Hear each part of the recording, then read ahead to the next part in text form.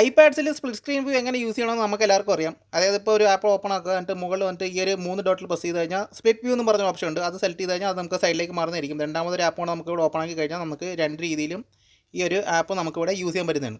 അപ്പോൾ ഈ രീതിയിൽ നമുക്ക് രണ്ട് ആപ്സ് ഒരേ സമയം നമുക്ക് യൂസ് ചെയ്യാൻ പറ്റുമെന്ന് എല്ലാവർക്കും അറിയാം.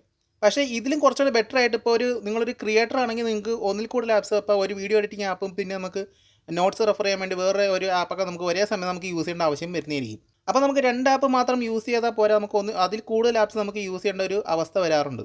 അപ്പോൾ അങ്ങനെയുള്ള സമയങ്ങളിൽ നമുക്ക് ഐപാഡിൽ എങ്ങനെ നമുക്ക് രണ്ട് ആപ്പിൽ കൂടുതൽ എങ്ങനെ നമുക്ക് യൂസ് ചെയ്യാൻ പറ്റുന്നതാണ് ഇന്നത്തെ വീഡിയോയിൽ നിങ്ങൾക്ക് കാണിച്ചു തരാൻ പോകുന്നത്.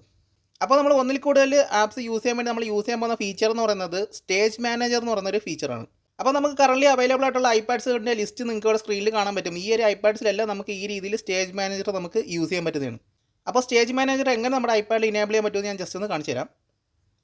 അപ്പോൾ ഞാൻ ഈ ഒരു ആപ്സ് എല്ലാം ഞാൻ ജസ്റ്റ് ഒന്ന് ക്ലോസ് ചെയ്യുന്നുണ്ട്. അപ്പോൾ സ്റ്റേജ് മാനേജറിൻ്റെ വീട്ടിലേക്ക് പോകുന്നതിന് മുമ്പ് നമ്മുടെ ഒരു സബ്സ്ക്രൈബർ നമ്മളടുത്ത് ചോദിച്ചായിരുന്നു ഐപാഡിൻ്റെ ഒരു ഗെയിമിംഗ് റിവ്യൂ ചെയ്യണമെന്ന്. അപ്പോൾ ഞാൻ ഇവിടെ കുറച്ച് ഗെയിംസ് കൂടെ ഡൗൺലോഡ് ചെയ്ത് വെച്ചിട്ടുണ്ട്. ഇതെല്ലാം നമ്മൾ ആ ഒരു റിവ്യൂവിന് വേണ്ടി എടുത്തിരിക്കുന്ന ഗെയിംസാണ്. അപ്പോൾ ഇതെല്ലാം ഞാൻ ഒന്ന് ടെസ്റ്റ് ചെയ്തിട്ട് ഇതിനകത്ത് ബെസ്റ്റ് ആയിട്ടുള്ള കുറച്ച് ഹെവി ഗെയിംസ് മാത്രമായിരിക്കും നമ്മൾ ആ ഒരു വീഡിയോയിൽ നമ്മൾ ടെസ്റ്റ് ചെയ്യാൻ പോകുന്നത്. അപ്പോൾ കുറേയധികം ഗെയിംസ് ഞാൻ ഡൗൺലോഡ് ചെയ്തിട്ടുണ്ട്.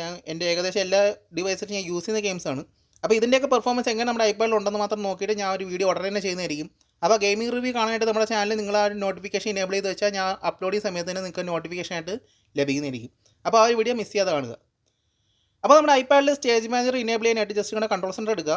ഇവിടെ നോക്കിയാൽ നമുക്കൊരു ഐക്കൺ കിട്ടുന്നതായിരിക്കും. ഇതാണ് നമ്മുടെ സ്റ്റേജ് മാനേജറുടെ ഐക്കൺ എന്ന് പറയുന്നത്. അത് ജസ്റ്റ് ഒന്ന് ടാപ്പ് ചെയ്യുക. ഇവിടെ കാണാൻ പറ്റും സ്റ്റേജ് മാനേജർ ഓൺ എന്ന് കാണിച്ചിട്ടുണ്ട്. ഇനി നിങ്ങൾക്ക് വേണ്ടുന്ന ആപ്സ് ഏതൊക്കെയാണെന്ന് വെച്ചാൽ അത് ജസ്റ്റ് ഓപ്പൺ ആക്കാം. ഞാൻ ഇവിടെ നോട്ട്സ് ഓപ്പൺ ആക്കുന്നുണ്ട്.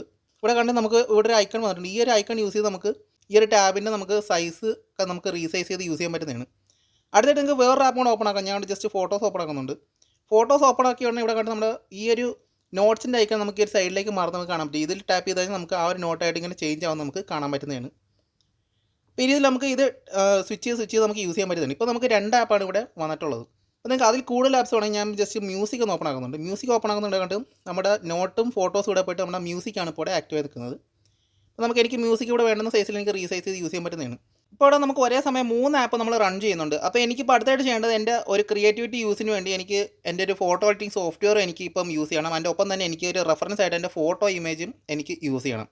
അപ്പോൾ അതിനുവേണ്ടി ഞാൻ എൻ്റെ ആപ്പ് സെക്ഷൻ ഒന്ന് ഓപ്പൺ ആക്കുന്നുണ്ട്. ഓപ്പൺ ആക്കിയിട്ട് ഞാൻ എൻ്റെ ഫോട്ടോഷോപ്പ് ഒന്ന് ഓപ്പൺ ആക്കാം. അതിനകത്ത് ഫോട്ടോഷോപ്പ് അല്ലെങ്കിൽ ലൈറ്റ് റൂം ഒന്ന് ഓപ്പൺ ആക്കാം. അപ്പോൾ നമ്മുടെ ലൈറ്റ് റൂം കൂടെ വന്നിട്ടുണ്ട്. അടുത്തായിട്ട് ഞാൻ ജസ്റ്റ് എനിക്ക് ഇതിൻ്റെ കൂടെ എനിക്ക് എൻ്റെ ഫോട്ടോസ് ആപ്പും വേണം. അപ്പോൾ എൻ്റെ ഫോട്ടോസ് ആപ്പിൽ നിന്ന് എനിക്ക് ഇതിനകത്തേക്ക് റെഫറൻസ് ഇമേജ് യൂസ് ചെയ്യാൻ വേണ്ടിയാണ് ഞാനിത് ഇപ്പോൾ സെലക്ട് ചെയ്തിരിക്കുന്നത്.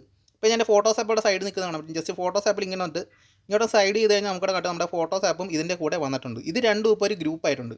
ഇപ്പോൾ ഞാനിപ്പോൾ നോട്ട്സിനകത്ത് പോയി കഴിഞ്ഞാൽ ഇവിടെ കണ്ട് എൻ്റെ എഡിറ്റിങ്ങിൻ്റെ ആ ഒരു സോഫ്റ്റ്വെയർസ് രണ്ടും ഒരു ഗ്രൂപ്പായിട്ട് എനിക്ക് സൈഡിൽ നിൽക്കുന്നുണ്ട്. ഇവിടെ കണ്ട് ലൈറ്റ് റൂമും ഫോട്ടോസ് ആപ്പ് എനിക്ക് ഇവിടെ തന്നെ നിൽപ്പുണ്ട്. എൻ്റെ നോട്ട്സാണ് ഇവിടെ വന്ന് നിൽക്കുന്നത്.